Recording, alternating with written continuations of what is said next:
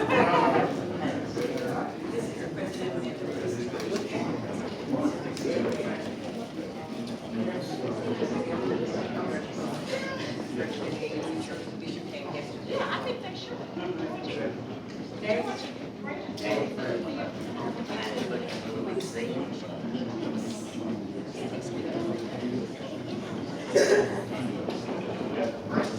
out here, anywhere you want to be, y'all are in charge. Get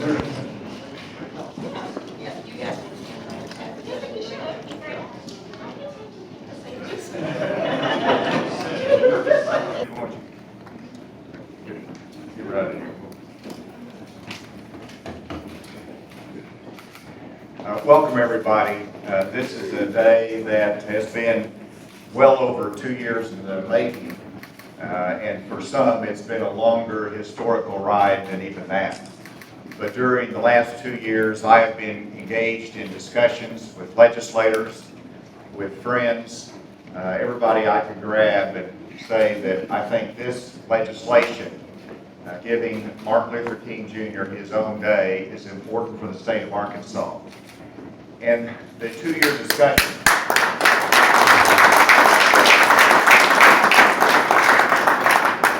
that led to the passage of this legislation.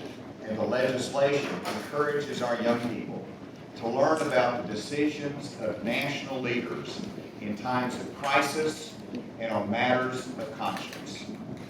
It also gives, as I have said, Martin Luther King Jr. his own day. And I want to thank Senator Dave Wallace and Representative Grant Hodges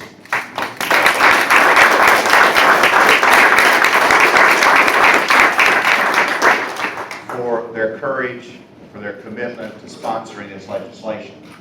And whenever I asked them to sponsor the legislation, they thought they were the loneliest people in the house.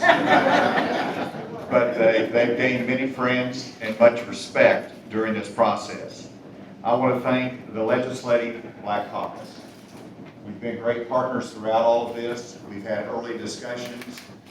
You've made good suggestions that have improved the bill. And without you, this could not be happened, and it would be without much meaning. And so very grateful for this.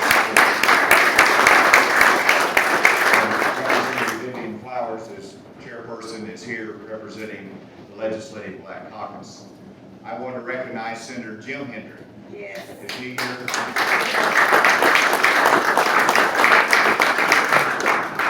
Who spoke eloquently about the respect he learned in the military for those of all races and diversity. And you know, it's funny, I made my presentation to the House Education Committee, and the text went out saying we're in trouble. And Senator Hendrick did an outstanding job. I want to express my appreciation to Representative George McGill.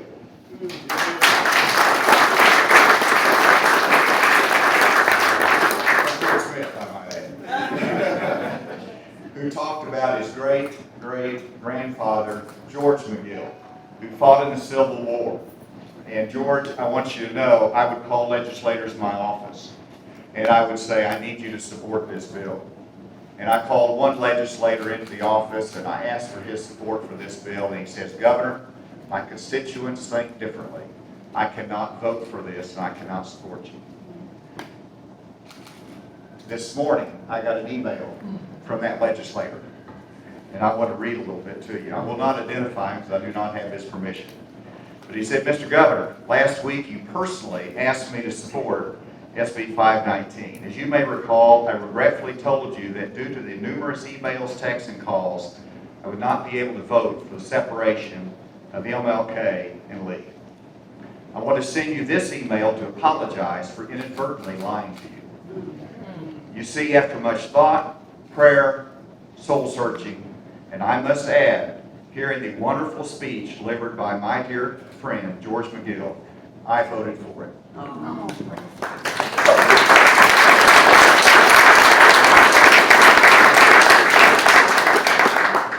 He goes on and says, I can easily live with my decision, and in fact, I am so proud that I did the right thing.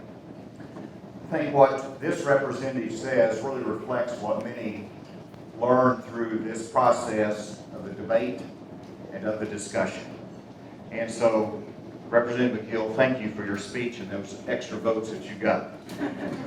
Representative McGill spoke about how this legislation creates some space for education. And he also used the term that Arkansas is bigger than its footprint. And that is my view of the state. And I think that this legislation reflects that large footprint that we can have and how we can be a signal to the nation. To be quite honest, I expected this debate would divide us. But instead, during the debate, we listened to each other and the conversation brought us together. This is an education bill in which the discussion educated each of us.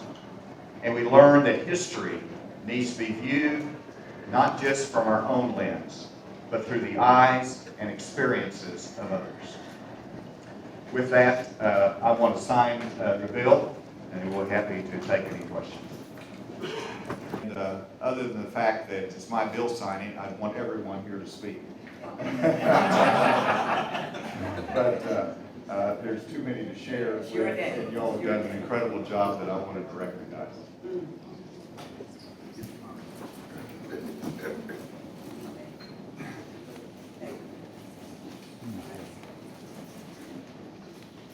An act to refine the teaching of history in the classroom, to specify development of educational materials and units regarding Dr. Martin Luther King Jr., to eliminate the dual status of the joint holiday, to specify the teaching of content related to Dr. Martin Luther King Jr.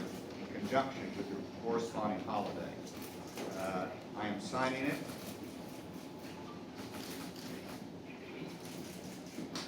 This is first day of spring, isn't it? Sign it.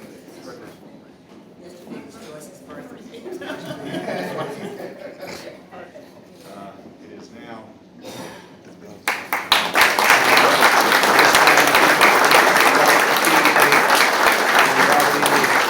Everybody sign my copy of the bill, my archive.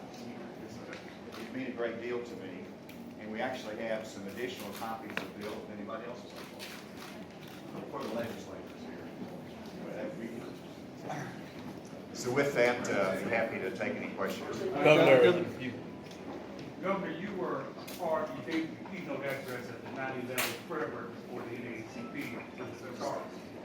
We're setting forth a prayer breakfast on April the 4th. The first time from now that we will honor Reverend Dr. King's spiritual DNA. How important is the prayer connection to making this a reality? It's essential. And I hearken back, of course, to Dr. King, who is a man of prayer. And I don't think he could have made the difference in our nation without being sustained by prayer. And so it is important, but it is not just important in his life, it is important in our nation's life and in the life of our community here in Arkansas. So I'm grateful for your prayers and the leadership in that.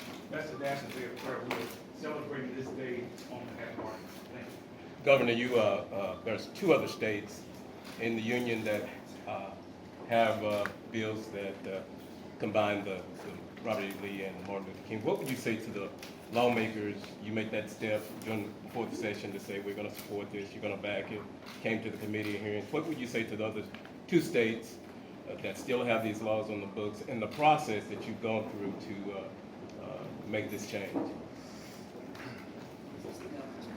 Well, if they asked me, I would, of course, tell them as to what it meant for our state and the process that we went through, which was a 2-year-long, at least, discussion, and how we turned what could be a divisive debate into something that was a real positive for our state and for the General Assembly.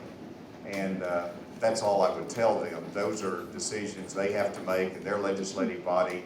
But if I was asked, that's what I would say.